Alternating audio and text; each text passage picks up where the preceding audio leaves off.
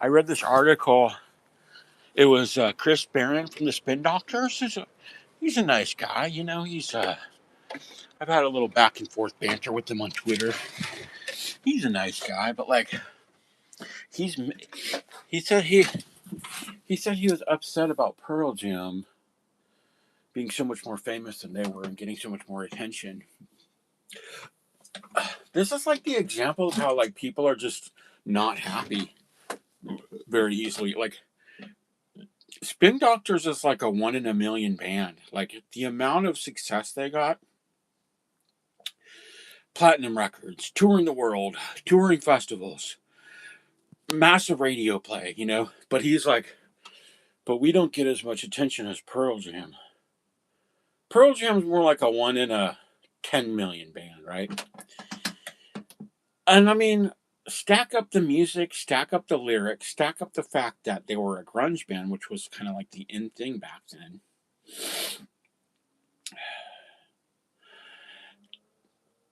Give or take, maybe listening to Spin Doctors might be a little better for your mood because they're a little bit happier.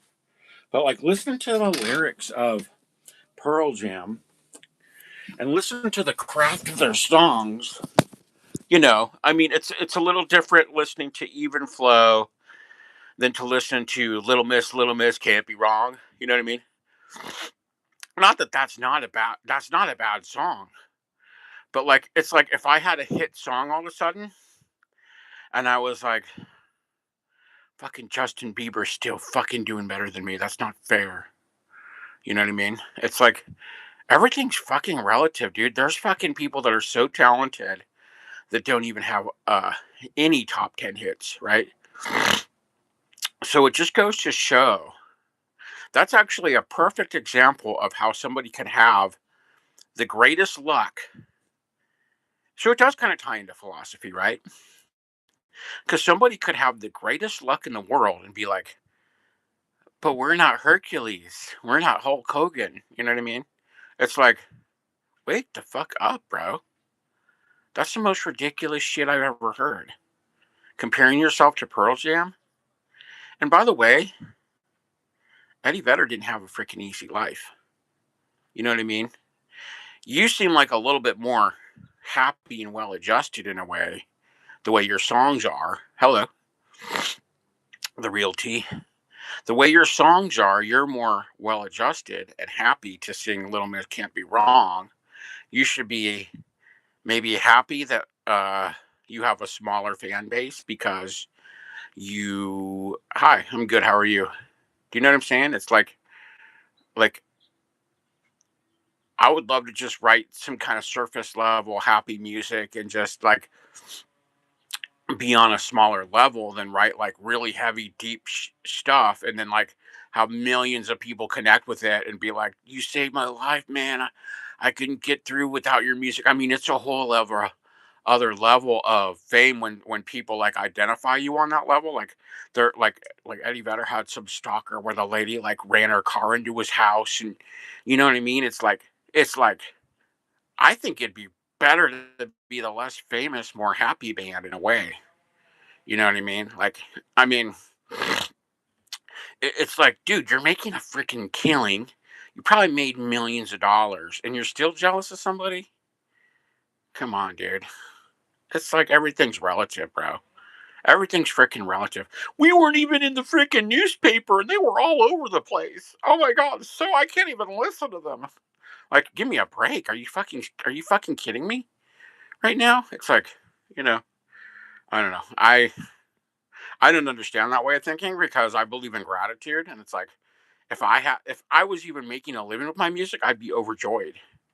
You know. So, but I guess when you get big straight out of the gate, you're 20 years old. That's all you're used to. You don't have gratitude. You know. And that goes to show some of the most famous rich people are not happy because they always want more. I'm probably happier than a lot of rich and famous people are, honestly, because every day I go, oh, I'm happy that this is going on. I'm happy that's going on. You know, I can go down to the store and get me a blah blah blah, and like hang out with my fam and this and that. You know what I'm saying? It's like someone at his level of fame is like, I really, it's just so weird, man. It's like go to a freaking monastery for a month or something. Get your shit together, dude. To be fucking crying about that, you know. Meanwhile, Vetter was so filled with humility. You know what I mean? Maybe that's the difference. It's kind of like it says pride comes before the fall, right? It's sort of like humble yourself.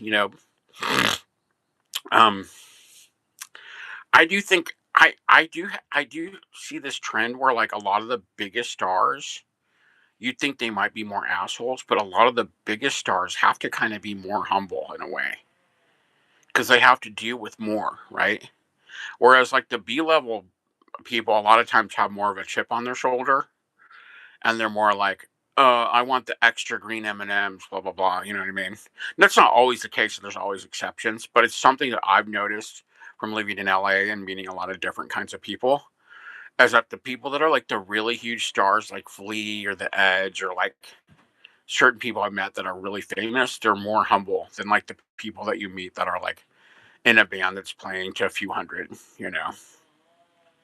And this isn't always the case, but with the musicians that I like, usually they're more humble.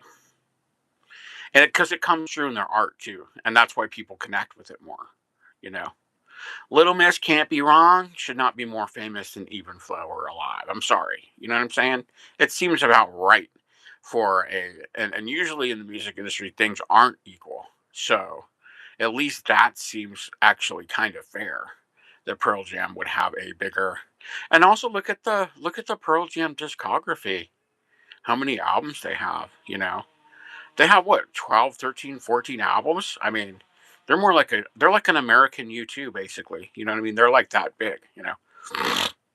It's partly due to the quality of their work and their quality of their, and also the way that their band is like a brotherhood and a family more, you know.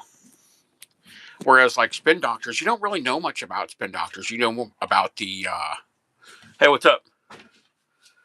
I'm actually talking about the article you sent me. Which one? The one about Vetter and guy from Spin Doctors. Are you on live? Or? Yeah, yeah. I'm actually I'm on my other channel. I decided that when I do talking stuff, I'm going to go more on my Start Over Scrolls channel. Turn off for a minute? Or? Yeah, yeah.